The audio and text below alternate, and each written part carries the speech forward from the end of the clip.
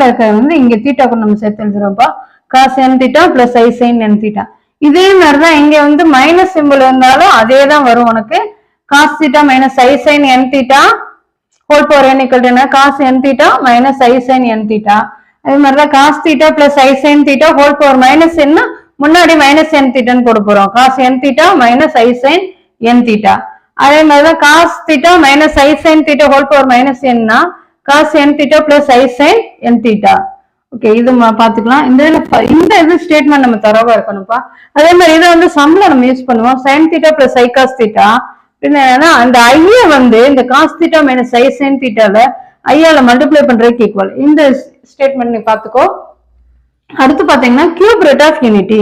Cube root of யூனிட்டின்னு என்னது, z equal to என்னது 1 பவர் 1/3. அந்த 1 வந்து கியூப் ரூட் எடுக்கிறோம் நம்ம. அது யூனிட்டி என்னப்ப 1